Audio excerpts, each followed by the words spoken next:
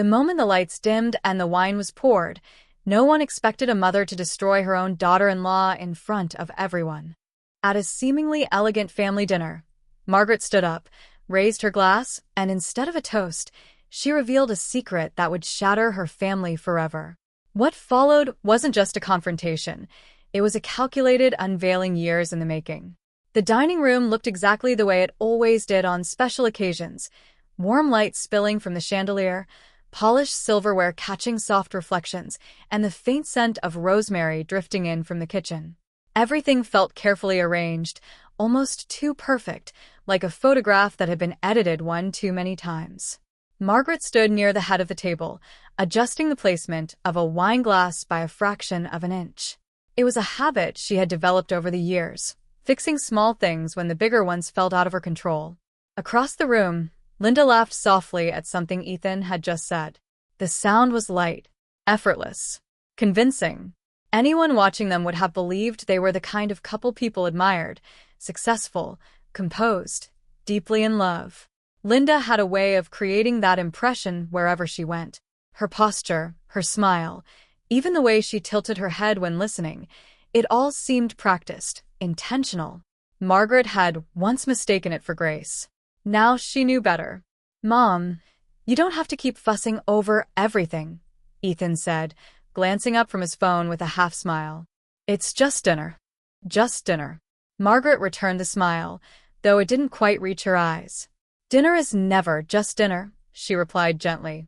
"Not when family is involved." Linda turned then, her expression warm and perfectly timed. "She's right," Linda said smoothly, stepping closer and placing a light hand on Ethan's arm. "Your mother always makes everything feel special." The words sounded kind. They always did. Margaret nodded, accepting the compliment with quiet grace, but something in her chest tightened anyway. It wasn't what Linda said, it was how she said it. As if every word had been measured, polished, and placed exactly where it needed to be. Nothing about her was accidental. "Why don't you sit down, Margaret?" Linda added, her tone soft but subtly directive. "You've done enough already." There it was, that gentle shift, a suggestion that felt like a decision. Margaret hesitated for a brief moment before taking her seat. From the outside, it looked like a small act of care. But to her it felt like something else, like being slowly moved out of her own space, one polite sentence at a time. Ethan didn't notice. He rarely did. He reached for the wine bottle, pouring a glass for Linda first, then for himself, before finally filling Margaret's. The order was subtle, almost invisible, but Margaret saw it clearly. She saw everything now. The way conversations changed direction when Linda entered the room. The way Ethan checked her expression before making even the smallest decision. The way traditions, old, meaningful traditions, had quietly disappeared over the years, replaced by new ones that somehow always centered around Linda. Family dinners used to be loud, messy, full of overlapping conversations and laughter that didn't need permission. Now they were controlled, carefully paced, like a performance where everyone had a role, whether they realized it or not.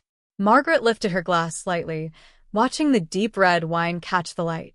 For a moment, she allowed herself to remember what this room used to feel like, before the silence between words became louder than the words themselves. Before she started noticing things she couldn't unsee. Linda raised her own glass, smiling brightly. "To family," she said. Ethan echoed it without hesitation. "To family." Margaret held her glass in the air a second longer than necessary. "To family," she repeated softly.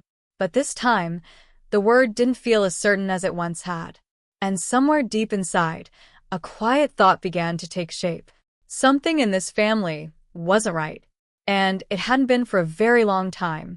Margaret used to believe that silence in a home meant peace. Now she understood it meant something else entirely. It had not happened all at once. There was no single moment she could point to and say, "This is when everything changed." Instead, it came in small, almost invisible shifts, the kind that were easy to dismiss at first, easy to forgive. Until they weren't. She remembered the early days, when Ethan first brought Linda home. Back then, Margaret had welcomed her with genuine warmth. She had set the table with her best china, cooked all of Ethan's favorite dishes, and even baked a cake from scratch, something she hadn't done in years. Linda had smiled sweetly, complimented the food, thanked her politely. Everything had seemed right. But even then, there had been something she couldn't quite name. A certain distance behind Linda's eyes. A carefulness. As if she were observing the family rather than becoming part of it. Margaret had ignored that feeling. Because mothers want to believe their children are choosing well. Over time, the changes began. At first, it was the small traditions. Sunday dinners became too busy. Holidays were moved to Linda's schedule. Recipes were replaced. Seating arrangements shifted. Margaret found herself asking permission in her own home without realizing it. Maybe we should do something simpler this year, Linda would suggest lightly. Something more modern. And somehow, that always meant less of Margaret. Less of what she had built. Less of what she remembered. Ethan never argued. He would nod, agree, adapt. Always with that same easygoing smile that once made her proud, but now left her uneasy. Because it wasn't flexibility anymore. It was surrender. Margaret noticed other things too. The way Ethan stopped calling as often. The way conversations grew shorter, more surface level. The way he started saying we when he clearly meant Linda. We think it's better this way. We've decided to handle things differently. We don't want to complicate things. Each sentence felt like a door closing, quietly, politely, but firmly. And then there were the finances. At first, Margaret only caught glimpses. A comment about a new purchase that didn't match Ethan's usual habits. A mention of a trip that seemed too extravagant. Packages arriving more frequently than before. When she asked, Linda always had an answer. Just a small treat. A discount I couldn't pass up. Ethan insisted. Always reasonable. Always harmless. But Margaret had spent decades managing a household, stretching budgets, planning for the future. She understood numbers. She understood patterns. And something about this pattern didn't make sense. It wasn't just spending. It was hiding. Receipts that disappeared too quickly. Conversations that ended the moment she entered the room. Bank statements Ethan used to leave casually on the counter, now nowhere to be seen. One evening, she had walked into the living room unexpectedly and caught a fragment of a conversation. We can't let her find out yet. Linda's voice. Low. Urgent. Ethan's reply had been softer, harder to hear, but the tension in it was unmistakable. They both fell silent when they saw her. Linda smiled immediately. Margaret, I didn't hear you come in. Of course she hadn't. Because she hadn't expected to. That was the moment something shifted inside Margaret. Not suspicion, not quite. Clarity. She began to watch more carefully after that. Not openly. Not confrontationally. Just attentively. And what she saw confirmed what she had been trying not to believe. This wasn't just a strong personality shaping a family. This was control. Carefully built. Patiently maintained. And Ethan, her son, who used to laugh freely, who used to speak without hesitation, was slowly disappearing inside it. Margaret sat alone one afternoon, hands folded in her lap, staring at the quiet room around her.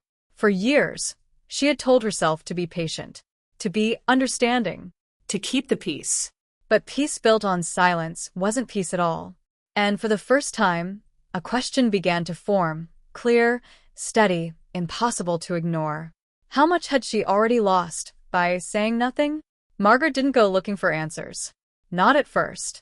For a long time, she convinced herself that what she felt was nothing more than unease, the kind that comes with age, with change, with a quiet realization that life no longer moves around you the way it once did.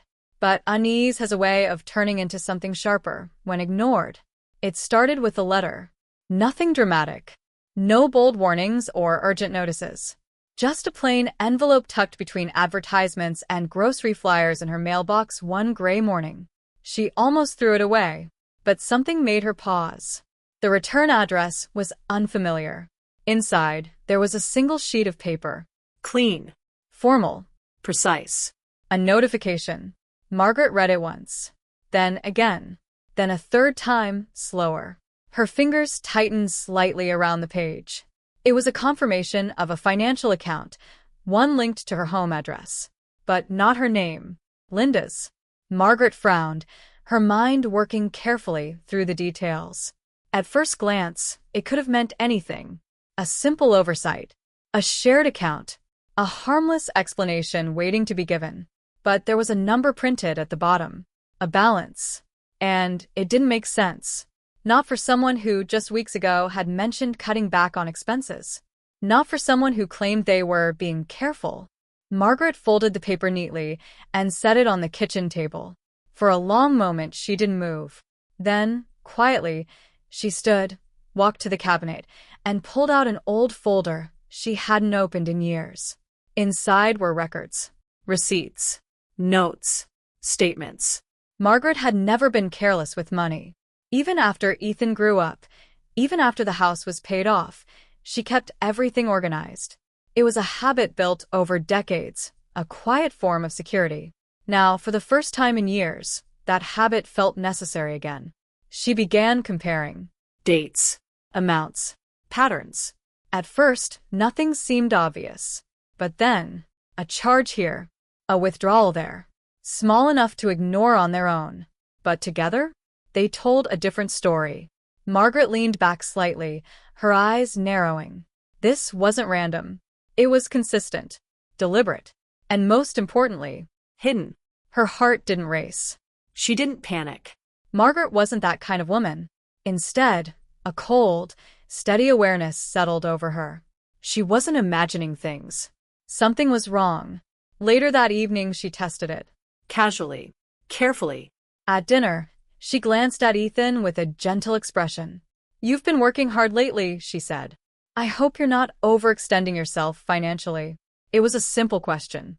A normal concern. Ethan barely looked up. "We're fine, Mom," he replied quickly. Too quickly. Linda smiled, setting her fork down with graceful precision. "We've actually been very responsible," she added. "Haven't we, Ethan?" He nodded immediately. Yeah. "Everything's under control." Margaret held their gaze for a moment longer than necessary. Then she smiled softly and returned to her meal. But inside, something shifted again. Because it wasn't what they said.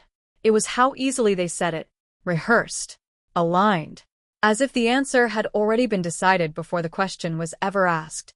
That night, Margaret sat alone in the dim light of the living room, the paper resting quietly on the table beside her. She picked it up once more, studying the numbers. Not with confusion anymore. With understanding. This wasn't just spending. This wasn't just poor decisions. This was something else entirely. Something intentional. And for the first time, Margaret allowed herself to consider a possibility she had been avoiding. Linda wasn't just controlling the family. She was hiding something. And whatever it was bigger than Margaret had expected. Margaret didn't confront anyone. Not yet. Instead, she did what she had always done best. She paid attention. Quietly. Patiently. Thoroughly.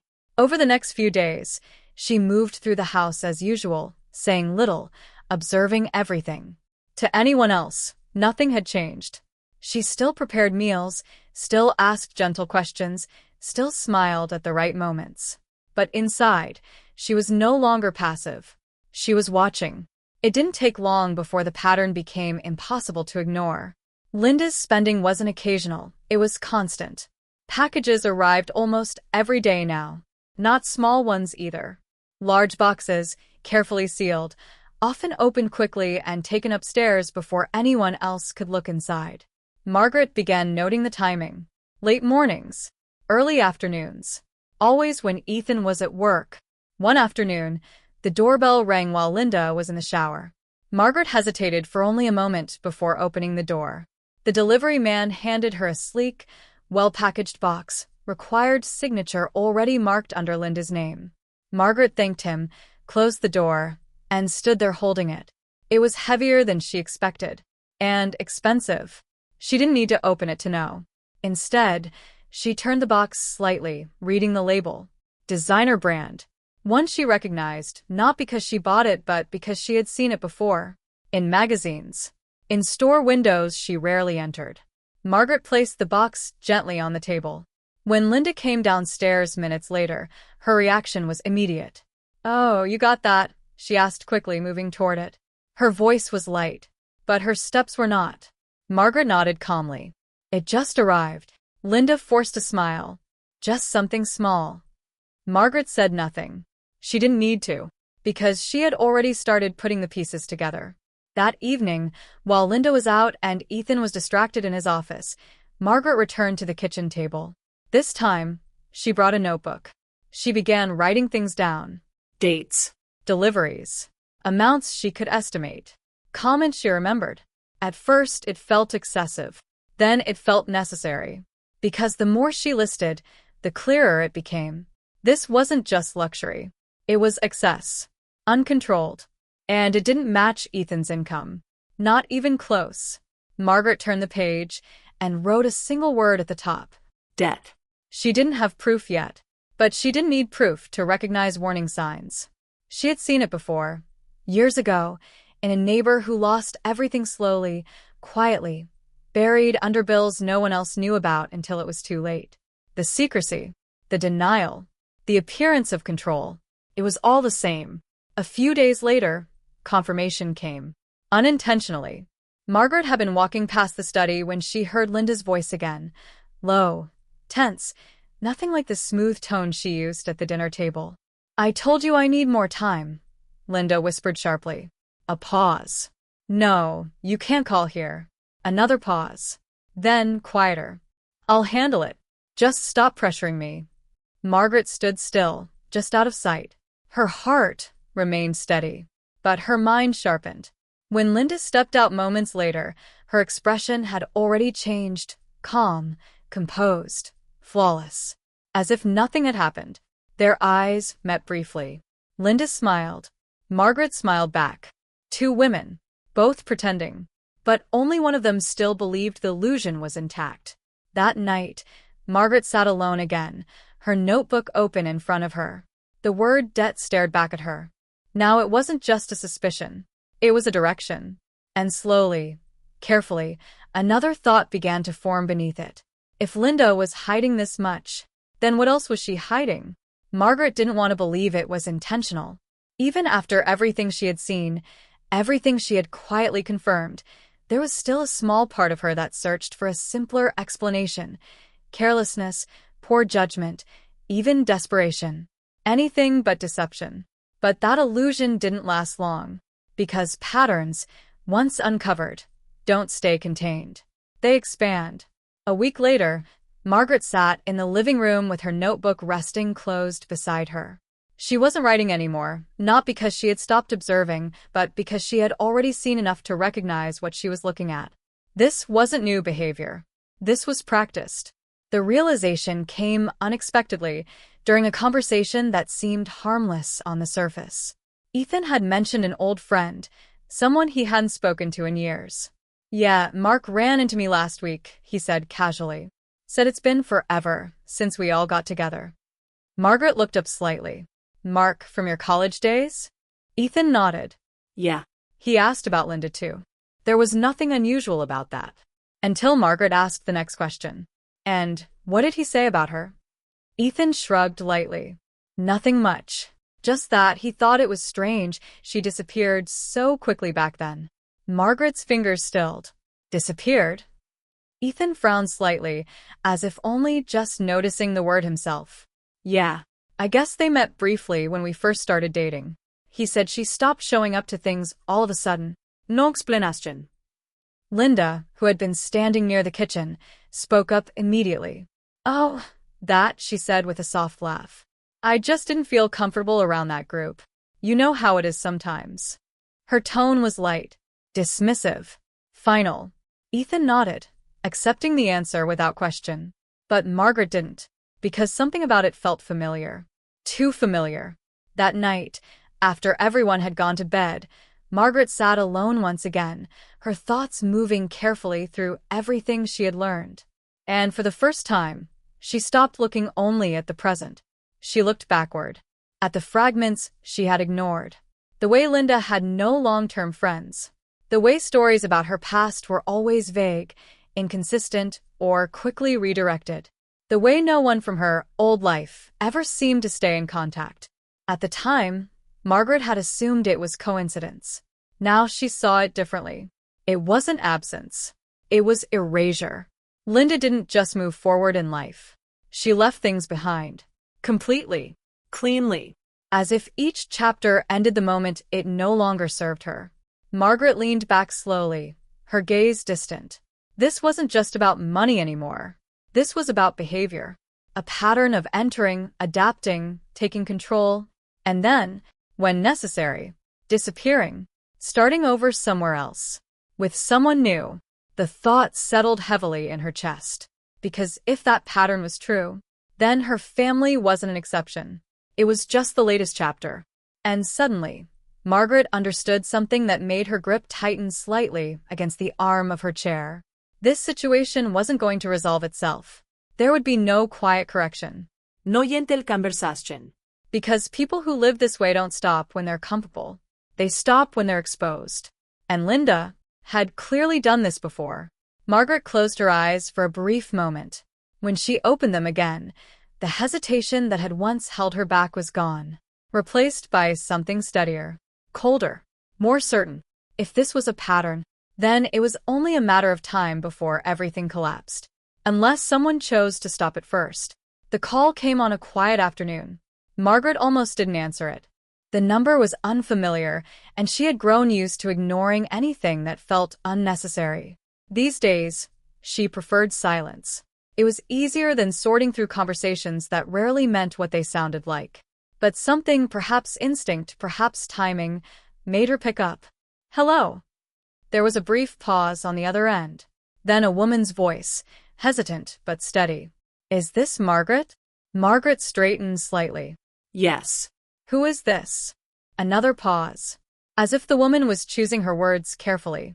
My name is Elena, she said. I'm Linda's sister. The room seemed to shift just slightly. Margaret didn't speak immediately.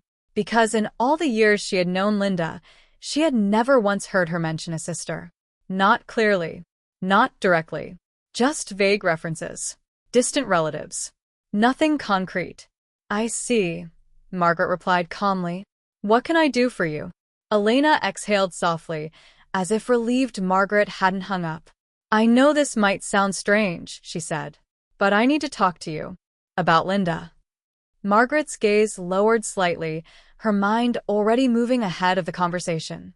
I'm listening. There was a longer silence this time. Then, has she started changing things? Elena asked quietly.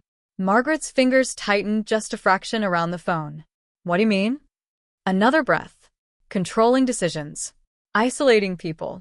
Spending money that doesn't make sense. Each word landed with unsettling precision. Margaret didn't interrupt. Because she didn't need to. Elena continued, her voice growing steadier now, as if the hardest part had already been said. She does that, she said. She always has. Margaret closed her eyes briefly. Not in shock. In recognition. How long has this been happening? Margaret asked. Years, Elena replied. Different places. Different people. But the pattern is always the same. Margaret stood slowly, walking toward the window, her reflection faint against the glass. Tell me, she said quietly. And Elena did. She spoke of past relationships, ones that began quickly, intensely, almost perfectly. She spoke of trust built fast, decisions made sooner than they should have been. She spoke of money, always carefully justified at first, then increasingly hidden. And then, when the pressure built, when questions started to surface, Linda would leave. Not dramatically, not publicly, just gone. With explanations that never quite matched. With loose ends no one could fully tie together. She doesn't see it the way other people do, Elena said softly. To her it's survival. Control. Winning, in a way. Margaret listened without interruption, each piece settling into place with a clarity that felt almost inevitable. And why are you telling me this now? She asked finally. Elena hesitated. Because she won't stop, she said. Not unless someone does something she can't control. Margaret's gaze hardened slightly. And what would that be? A pause. Then, quietly, exposure. The word hung in the air between them. Heavy. Final. Margaret said nothing for a long moment. Then she asked one last question. Why didn't you come forward before? Elena's answer came softer this time. Because I was afraid, she admitted. And because every time, I told myself it wasn't my place. Margaret nodded slowly, though Elena couldn't see it. She understood that kind of silence. She had lived in it herself. Thank you, Margaret said at last. Not warmly, not coldly, just truthfully. After the call ended, the house felt quieter than before. But not empty. Margaret stood still for a moment, then walked back to the table where her notebook lay. She opened it, turned to a blank page, and for the first time, she didn't write questions. She wrote a single word: proof. Because now, she didn't just suspect. She knew, and knowing changed everything. Margaret didn't act immediately. She understood something now that she hadn't before. This wasn't a situation that could be handled with emotion. Not with confrontation fueled by anger. Not with accusations that could be denied or twisted. Linda was too careful for that. Too experienced. If Margaret moved too soon, everything would disappear. The evidence, the pattern, the truth. And Linda would simply start over again. So Margaret chose patience. But this time it wasn't passive. It was strategic. The next few days unfolded as if nothing had changed.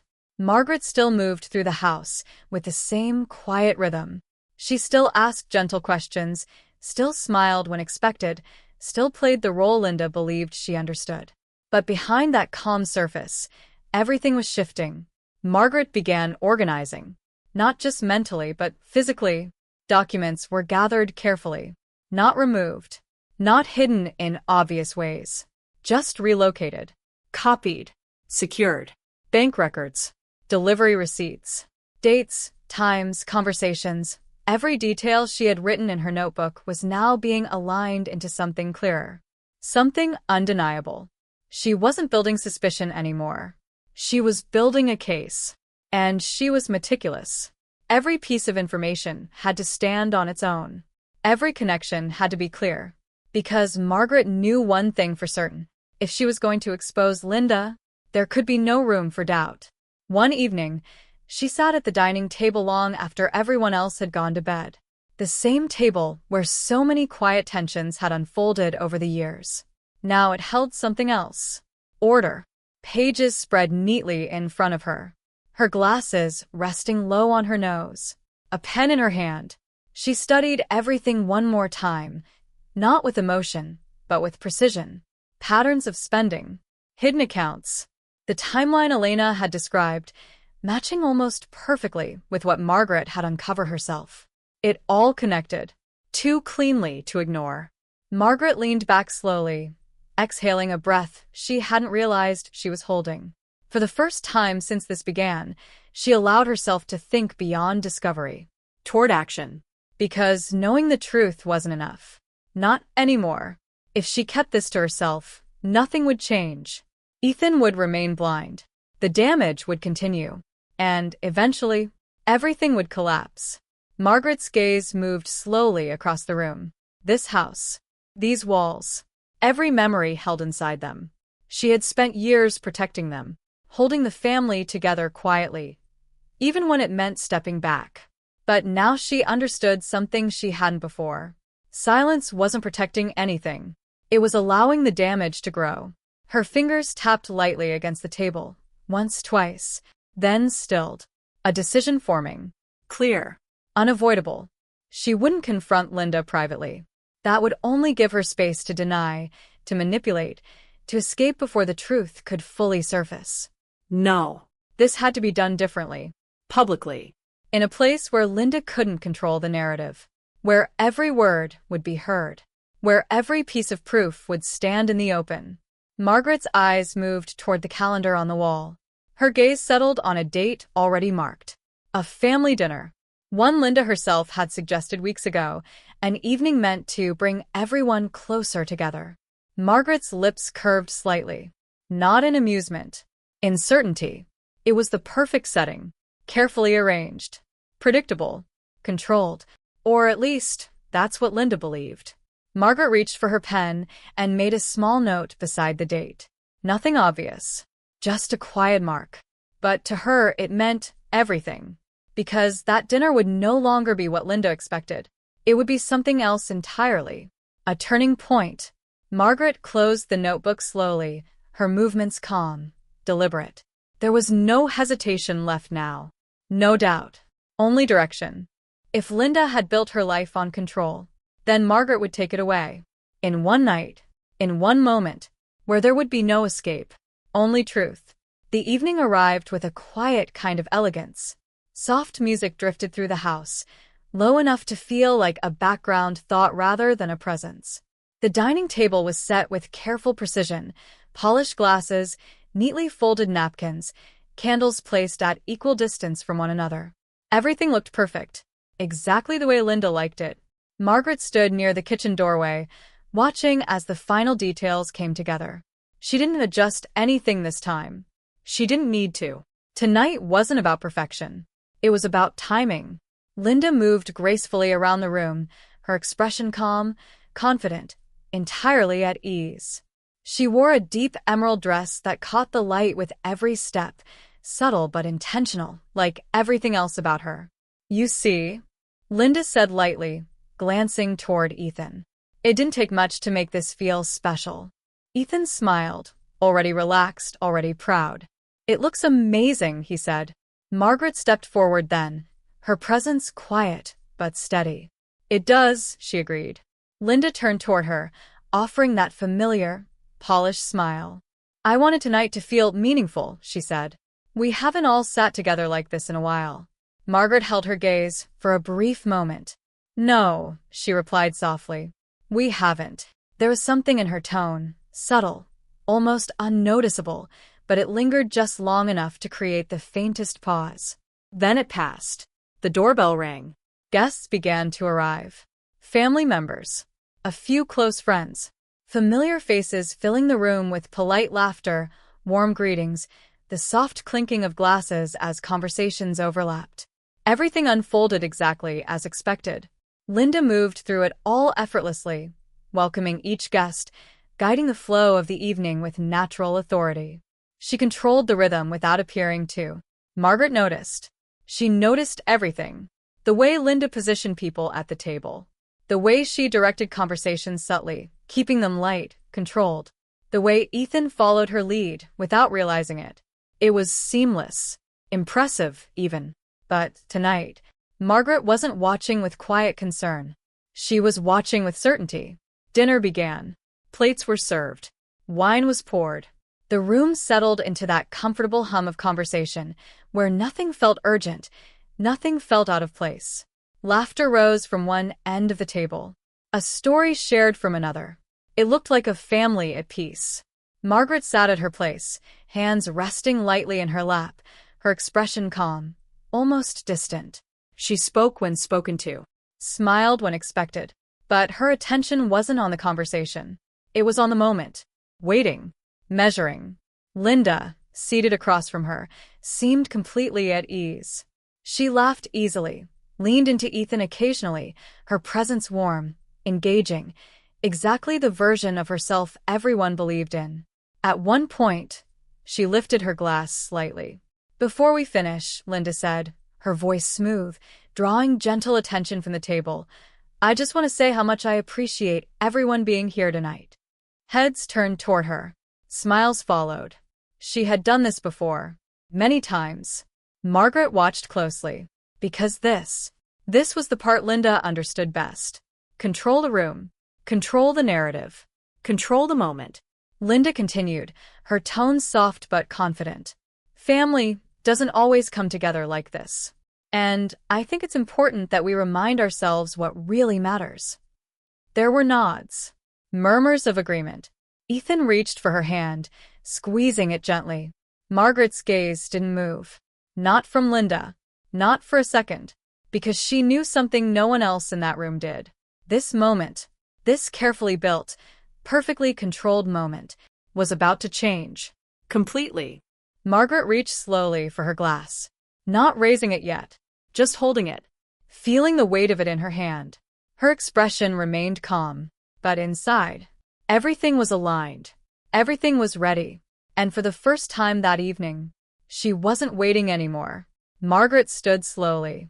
The soft scrape of her chair against the floor was subtle, but in the quiet rhythm of the dinner, it was enough to draw attention. Linda paused mid-smile. Ethan looked up. A few conversations faded into silence. Margaret lifted her glass, her expression calm, composed, almost identical to Linda's just moments before. "Since we're sharing thoughts about family," Margaret said gently, her voice steady and clear, "I believe I should say something as well." There was nothing unusual in her tone. Nothing that warned of what was coming. Linda relaxed slightly, her lips curving again, confident. "Of course," she said warmly. "Please." Margaret nodded once. Then she set her glass down, untouched. "I've spent many years believing that silence was a form of kindness," she began. "That if something felt wrong, it was better to wait. To be patient. To trust that things would correct themselves." The room remained still, attentive. "I was wrong." The words landed softly, but heavily. Linda's smile didn't disappear, but it changed. Just slightly. Margaret reached down beside her chair and lifted a thin folder. No one had noticed it before. She placed it carefully on the table and opened it. "I would like to share a few things I've come to understand," she continued, her voice never rising, never wavering. Ethan shifted in his seat. "Mom, what is this?" Margaret didn't look at him. Not yet. Instead, she slid a single sheet of paper across the table. It stopped directly in front of Linda. A bank statement. Clear. Precise. Unmistakable. Linda's eyes dropped to it instinctively. For the first time that evening, she didn't speak. Margaret continued. "This is an account registered under your name," she said calmly. "Linked to this address. Opened 8 months ago." A second paper followed. Then a third. Each one placed with deliberate care. "Multiple transactions," Margaret added. "Consistent withdrawals. High-value purchases. None of which align with what has been shared with this family." The silence in the room deepened. No one moved. No one interrupted. Ethan looked between the papers and Linda, confusion already beginning to surface. "Linda," he said quietly. Linda's fingers rested lightly on the edge of the document. Still. Too still. Margaret's gaze remained steady. "This isn't about a single mistake," she continued. "Or even poor judgment." She turned a page, revealing another document. "This is about a pattern." Linda finally looked up. Her expression was no longer warm, no longer effortless. "What exactly are you implying?" she asked, her voice controlled, but tighter now. Margaret met her eyes fully. "No implication," she said. "Only facts." Another paper slid forward. A printed list. Dates. Deliveries. Amounts. Carefully recorded. Unexplained expenses. Hidden accounts. Conversations that suggest ongoing financial pressure. A pause. Then, debt. The words settled into the room like a weight. Ethan shook his head slightly. "No, that doesn't make sense." "Linda, tell me this isn't." Linda stood abruptly. The chair behind her shifted sharply. "This is ridiculous," she said, her composure cracking just enough to reveal something underneath. "You're taking things out of context." Margaret didn't raise her voice, but she spoke again. And this time, she didn't look at Linda. She looked at everyone else. "There's more," she said. The room froze, because something in her tone had changed. Not louder, but final. And for the first time that evening, Linda no longer controlled the room. Before anyone could speak again, a voice came from the doorway. "Then maybe you should show them everything." Every head in the room turned at once. A woman stood there, slightly out of breath, her presence unexpected, almost jarring against the carefully controlled atmosphere Linda had built. Linda's face went pale. "Clara," she said, barely above a whisper. Clara stepped forward slowly, her eyes not leaving Linda. "Hello, sister." The word didn't sound warm. It sounded heavy. Real. Margaret didn't move, but there was the faintest shift in her expression. Not surprise, but confirmation. Ethan looked between them, confusion deepening. "Wait, you never told me you had a sister." Linda didn't answer. Clara did. She doesn't tell people a lot of things, she said quietly. The room felt smaller now. Tighter. Margaret gestured slightly toward the empty chair near the end of a table. Please, she said calmly. Clara nodded and stepped closer, placing a small envelope on the table before sitting down. Linda's composure cracked further. You shouldn't be here, she said, her voice sharper now. You have no right. No right? Clara interrupted, her tone steady but firm. I had no right the first time either. Or the second. A murmur moved through the room. Ethan's voice rose slightly. What is she talking about? Clara turned toward him, her expression softening just a fraction. I'm sorry, she said. I really am. But you deserve to know who you married. Linda laughed suddenly, but there was no humor in it. This is unbelievable, she said. You're really going to believe a stranger over your own wife? Margaret spoke then quietly. She's not a stranger. Linda's eyes snapped toward her. Margaret continued, her voice calm but unyielding. She's consistent. Clara opened the envelope. Inside were printed documents, older, worn at the edges, but clearly preserved with intention. She slid them across the table. These are records from 3 years ago, she said. Different city, different name variation, same pattern. Ethan picked one up, his hands unsteady now. What is this? He asked. Clara answered without hesitation. Unpaid loans. Credit accounts opened under shared addresses. Sudden closures. Disappearances. Each word tightened the air. Linda shook her head, stepping back slightly. This proves nothing, she said quickly. Anyone could. I lived through it, Clara said, cutting her off. Silence. Heavy. Unavoidable. Clara's voice softened, but it didn't weaken. She did the same thing to someone else, she continued. Moved in fast. Took control. Built trust. Then started hiding money. Creating pressure. A pause.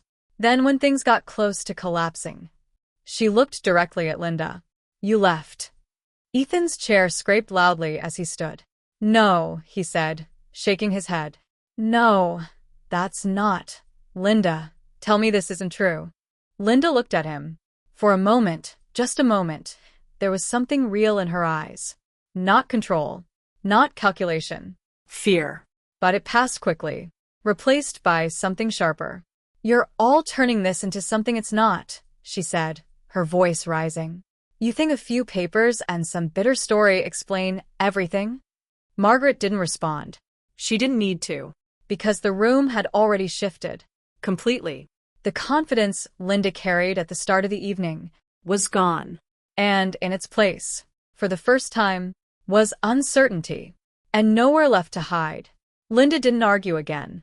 Not immediately. The room had already shifted too far, too fast. Every eye was on her now, not with admiration, not with trust, but with something colder. Recognition. Ethan stood frozen, the papers still in his hands, his mind struggling to catch up with what was unfolding in front of him. Say something, he said, his voice quieter now, but heavier. Just tell me the truth. Linda looked at him.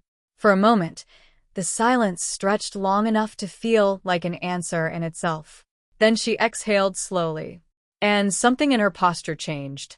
Not collapse, not surrender, but release. You wouldn't have understood, she said.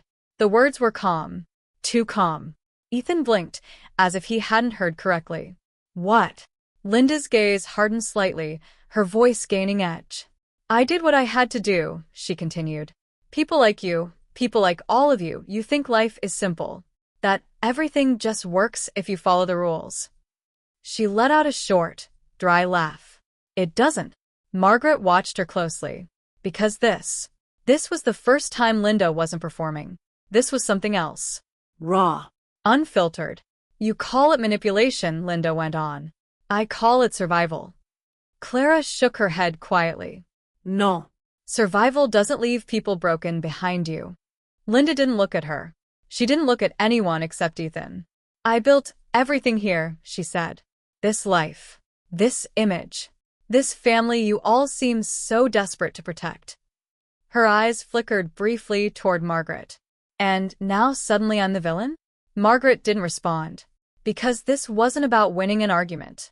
It was about truth standing where denial used to be. Ethan's voice trembled slightly. You lied to me. Linda's expression didn't soften. I didn't tell you everything, she corrected. That's the same thing. Ethan snapped. The sharpness in his voice cut through the room. For a moment, no one moved. Then, Linda stepped back. Once. Twice. Creating distance. Not just physically. Emotionally. Decisively. I'm not going to sit here and let all of you judge me, she said, her tone flat now. Controlled again, but different. Not polished. Closed. You already made up your minds. No, Margaret said quietly. You made it for us. Linda didn't respond to that. Instead, she turned, walked toward the hallway. No hesitation. No dramatic goodbye. Just movement. Ethan stared at her, disbelief flooding his expression. Where are you going? He asked. Linda paused briefly, but didn't turn around. You'll be fine, she said. And then, almost as an afterthought, he'll be fine too. The words hung in the air. It took a second for them to land. Then Ethan's face changed. Our son, he said, his voice breaking. What are you talking about? Linda finally stopped. Just for a moment. Still not turning. I'm not taking him, she said. Simple. Final. Margaret's breath caught. Just slightly. Not from shock. From the weight of it. Ethan took a step forward. You're just leaving? No answer. Linda reached for her bag near the door. Picked it up. And without another word, she walked out. The sound of the door closing was quiet, but it echoed. Through the room. Through the silence that followed. Ethan stood there unmoving, as if the ground beneath him had shifted in a way he couldn't yet understand. Clara looked down. Margaret remained seated. Still. Composed. But her hands rested tightly together in her lap. Because this was the cost of truth. Not victory. Not relief. But the moment everything breaks, before anything can begin again. The silence after the door closed didn't break all at once. It lingered. Heavy.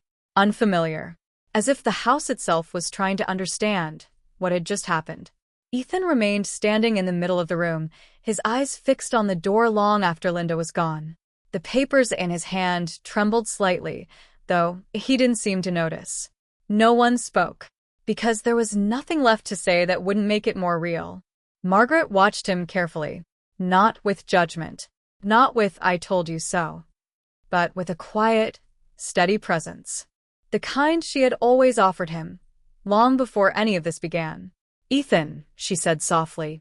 He didn't respond at first. Then slowly, as if pulling himself back into his own body, he turned toward her. His expression had changed. The certainty he once carried was gone, replaced by something more fragile. What do I do now? He asked. It wasn't a question about money or reputation. It was something deeper. Margaret stood. This time, there was no hesitation in her movement. She walked toward him, stopping just close enough for him to feel it. Not control, not pressure. Support. You start with the truth, she said gently. Ethan let out a shaky breath, running a hand through his hair. I didn't see it, he admitted. I should have, but I didn't. Margaret shook her head slightly. You trusted someone you loved, she said. That's not a failure. Across the table, Clara remained quiet, her gaze lowered.